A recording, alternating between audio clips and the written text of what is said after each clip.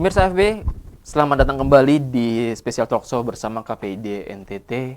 Saya Yudi yang sekarang masih dari awal sih sebenarnya sudah di sini ditemani dengan dua narasumber saya. Yang pertama dari KPID NTT sendiri ada Pak Edi Bau, selaku Ketua KPID. Ya. Dan juga di tengah dua pria tampan ini ada yang paling cantik ya, Ibu Maria Rossi selaku dosen Ilkom Fisip Undana. Kita sudah satu segmen dan sangat seru. Kalau tadi sempat nonton di tadi segmen awal, kita membahas soal KPID itu apa, terus peran KPID. Terus sekarang yang lagi digaung-gaungkan sama KPID, literasi media. Sudah disampaikan juga sama Ibu Rossi soal apa itu literasi media. Ternyata tidak hanya menonton atau tahu dan dengar isi konten dari media itu, tapi kita berhak juga bahkan punya kewajiban untuk mengkritisi isi konten dari apa yang kita tonton maupun kita dengar. Ya. Itu sebenarnya tugas kita atau tugas KPID sih? Tiba-tiba KPID membuang tugas ini kepada masyarakat. Ya. Bapak tidak mau kerja atau gimana sih Bapak? Ini kan ini sama saja mengajak kita untuk bekerja juga, mengkritisi media, literasi media, dengar, nonton, lalu mengkritisi. Kalau tidak benar, laporkan. Ya. Apakah KPID kurang kerja atau gimana ini pergerakan ini? Literasi atau media. KPID lagi kelabakan. Iya, kelabakan.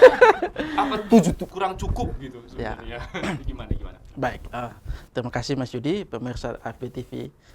Ini pertanyaan bagus sebenarnya. Ini saya teringat ketika saya membaca ada bulian di medsos.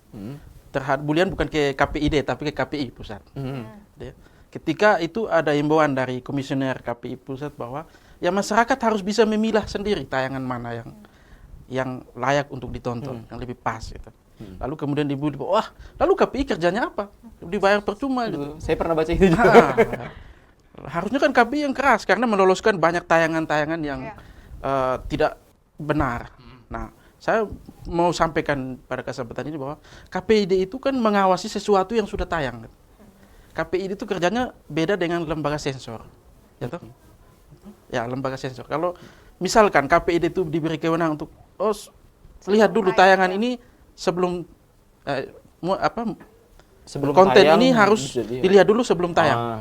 Kalau ada tugas itu kan bagus, ada kewenangan itu kan bagus. Jadi bisa di-cut dulu. Kita tidak punya kewenangan itu. Karena itulah ketika kita secara formal oleh undang-undang mengamanatkan kita untuk mengawasi itu, kita tidak bisa bergerak sendiri tanpa masyarakat. Nah, apalagi gempuran informasi saat ini dari berbagai macam sudut, dari berbagai macam media, tidak bisa kita semacam apa ya, tidak bisa menghindar gitu. Ya, untuk itu kita perlu membentengi diri dengan apa? Kemampuan untuk mengakses, mengevaluasi, menganalisis media. Kita harus bisa mampu membaca media itu, seperti yang Ibu Rossi sampaikan. Membaca ini dalam arti kita melihat tayangan ini, oh ini benar, oh ini tidak benar, oh ini tidak pantas, gitu. Nah, karena itu kalau ada pertanyaan begitu ya kita harus sampaikan bahwa mari kita sama-sama. Tidak bisa KPID keluar-keluar saja lalu kita berdoa. Gitu. Ya betul. Ya betul. Tidak bisa gitu. Pas aja gitu betul. Nah, jadi ini kayak ajakan untuk beraksi sama-sama gitu. Ya. Ada KPID yang motornya, terus masyarakat sama-sama mengambil respon untuk mengkritisi juga sama-sama. Terus setelah kita tahu tayangan ini tidak bagus, siaran ini tidak bagus, kita mau kemana kan, Pak? Kita hanya tulis di medsos atau kita kirim post ke Sinterklas, Pak? Ya. Ini mau kemana, Pak? Kita mau kemana ini setelah ini? Ya, Mas Yudi, kita ada mekanisme di KPID.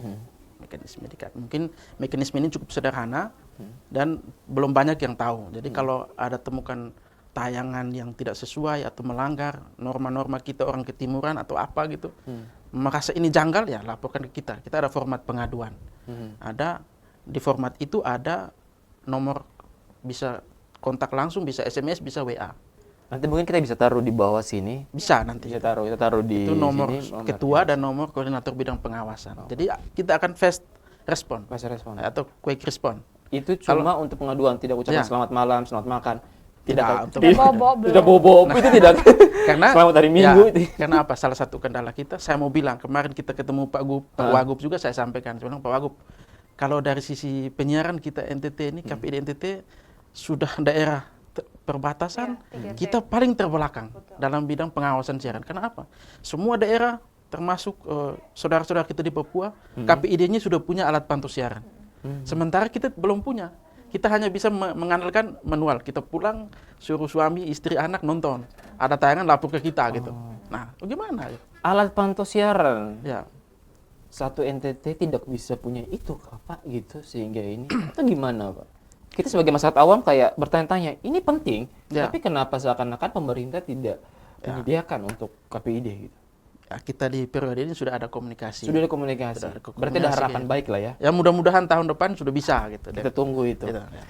Saya pengen tanya sama Ibu Rosi, literasi media tontonan yang bagus itu seperti apa? Karena setiap daerah punya norma-norma masing-masing, Bu. Setiap keluarga juga punya nilai-nilai tersendiri yang mereka taruh dalam keluarga mereka. Ada teman saya, mereka dari kecil sudah diizinkan untuk nonton film-film yang sedikit vulgar gitu.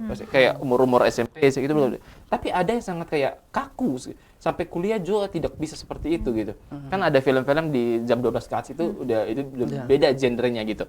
Mereka sudah ditemani sama orang tua mereka dan diterangkan edukasi gitu.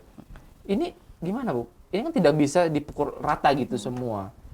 Menurut Ibu, apakah ini adalah standar pedang bermata dua yang bisa standar ganda gitu ya. Yang kadang-kadang mungkin bisa pada satu sisi bermanfaat, satu sisi kayak apa sih kaku sekali gitu. Oke, baik, Mas Yudi dan juga pemirsa di rumah. Nah, media ini kan kita ibaratkan dia tuh dewa Janus ya. Dia punya dua wajah baik dan juga wajah buruk. Kalau baiknya itu kita mungkin sudah tahu ya, jadi tidak selamanya media itu menampilkan hal-hal yang buruk atau menyiarkan hal-hal yang buruk, tapi kan juga ada misalnya toleransi, kerjasama, gotong royong, dan termasuk menurut saya AFB TV ini kan salah satu media yang cukup konsen misalnya mengangkat hal-hal seperti itu. Tetapi tidak bisa kita pungkiri bahwa ada hal-hal yang disiarkan itu konotasinya semuanya tidak baik. Ada juga hal-hal yang tidak baik, tapi butuh bimbingan orang tua, apalagi kalau misalnya yang menonton itu adalah anak dan remaja. Sebenarnya menurut saya batasannya itu sudah cukup jelas diatur di P3SPS, Pedoman Perilaku Penyiaran dan Standar Program Siaran. Itu sudah jelas ya. Dan idealnya semua lembaga penyiaran itu harus punya mungkin kita katakan buku putih ya, panduan untuk ketika dia misalnya membuat sinetron tayangan. Sensor internal istilahnya. Sensor internal yang mana yang baik, mana yang tidak baik. Tapi sayangnya kemudian ada pertanyaan sebenarnya batasannya di mana? Batasannya sudah sangat jelas. Kayak misalnya tadi Pak Edi bilang hal-hal yang tabu, kekerasan, magic gitu. Hal-hal gitu. Magic itu kan sebenarnya semua rekaan media. Nah, itu yang ketika orang tua menyaksikan bersama anak, dia kasih tahu bahwa kan misalnya gini, contoh sederhana. Kita lagi di ruangan ini nih, terus tiba-tiba kita berharap setan datang, itu kan mustahil. Nah, tapi kan kadangkala banyak media yang saya heran aja, wah ini orangnya hebat sekali ya, dia bisa panggil setan ada tembok, tembok. Tiba-tiba gelas air mineral kita bertiga ini jadi atau merah misalnya gitu, mau gitu. Ini itu aman. Nah, kalau tidak didampingi bahwa itu tuh rekaan, kan itu bayangkan kalau tidak didampingi, Mas Yudi. Atau misalnya termasuk juga kan di standar perilaku penyiaran profesi tertentu, misalnya hansip, satpam, kemudian asisten rumah tangga, itu kan harus diatur kan.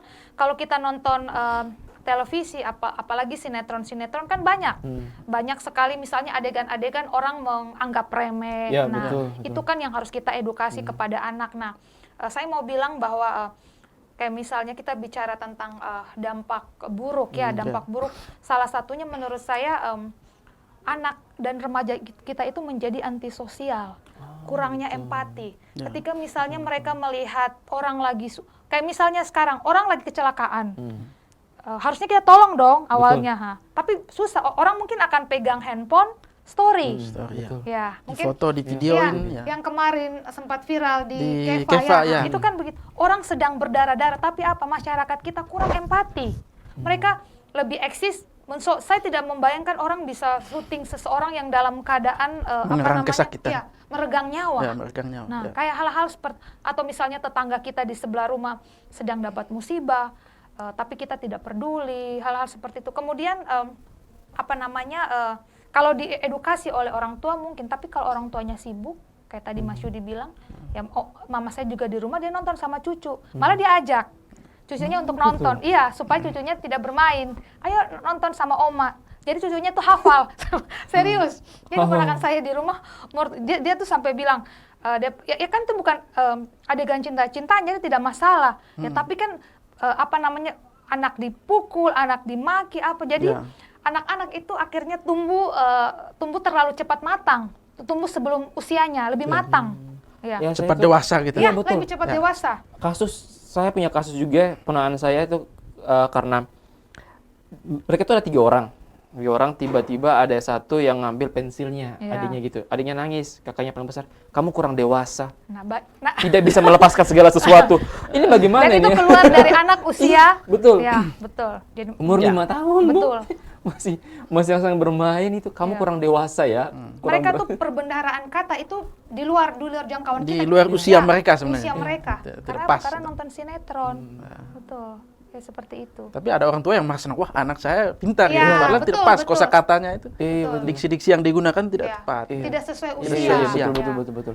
Itu bagaimana caranya untuk memilah kayak orang tua mengajari anaknya, oh ini nih tidak bagus nonton atau kayak gini gitu. Karena anak-anak tuh tingkat pengetahuannya tuh tinggi. Iya, betul. Kan tinggi sekali. Aneh ini kenapa Ma? Ini kenapa Pak? Sebagai orang tua pasti tanya terus, yaudah nonton saja gitu. Itu dari sisi akademisi, ilmu yang Ibu pelajari, bagaimana cara orang tua bisa masuk dalam dunia anak, terus membuat dia paham bahwa ini belum saatnya. Mungkin komunikasi seperti apa yang harus dibangun oleh orang tua sehingga anak sefrekuensi dengan orang tua gitu. Betul. Oke, yang pertama tentu orang tua juga harus punya kemampuan literasi media. Jadi sebelum kita meliterasi orang kan kita sebagai orang tua harus punya. Nah itu orang tua sebagai orang yang akan memberikan edukasi kepada anaknya, dia harus punya kemampuan itu. Kemampuan menyeleksi isi media itu kira-kira apa yang ditayangkan sesuai atau tidak. Kemudian dia bisa memilah bahwa yang disajikan, yang ditampilkan itu rekaan. Semuanya by design. Yang semuanya itu by design, apalagi sinetron. Orang tua harus ada backup dulu. Ya, bukan kenyataan sebenarnya, tapi yang sudah diedit. Ya, sudah diedit, dibuat berdasarkan kadangkala istilahnya dibuat berdasarkan mungkin kisah pesan, fiktif. Kisah fiktif. Ada pesanan, nanti sinetronnya dibuat seperti ini ya. Kehidupan kita kan tidak seindah kita nonton film Korea. Betul. Nah, itu yang harus dikasih tahu bahwa ini hanya fiktif, ini hanya rekaan, ini hanya benar. by design, tidak benar. Maki orang itu juga tidak benar. Orang ketika maki marah-marah orang itu tidak keren tidak gitu. keren, Bolos sekolah tidak keren, ngebut-ngebutan. Trek-trekan itu kan ada kan film trek-trekan gitu, ngebut tanpa helm gitu, motor besar. Atau misalnya lifestyle. Kalau misalnya mungkin di kota besar memakai tank top sama celana pendek itu adalah hal yang biasa. Mungkin minum mabuk, gitu, nongkrong-nongkrong gitu. Ya, minum alkohol itu keren. Nah, anak remaja kita, anak-anak kita kan harus dikasih tahu bahwa itu tidak sesuai dengan budaya, norma kita. Nah, jadi orang tua harus punya kemampuan itu dulu sebelum dia literasi. Kayak misalnya tadi Mas Yudi bilang temannya Mas Yudi dikawal orang tuanya. Saya yakin pasti orang tua mengedukasi anaknya bahwa apa yang di televisi itu gini-gini. Jadi kamu harus paham ketika misalnya kamu nonton gitu. Ya, betul. Kita break dulu, habis ini kita lanjut lagi untuk segmen ketiga. Talkshow ini sangat panjang, kita break dulu sebentar, saya akan balik dengan 2 narasumber saya, bahas soal literasi media bagi masyarakat di Kota Kupang.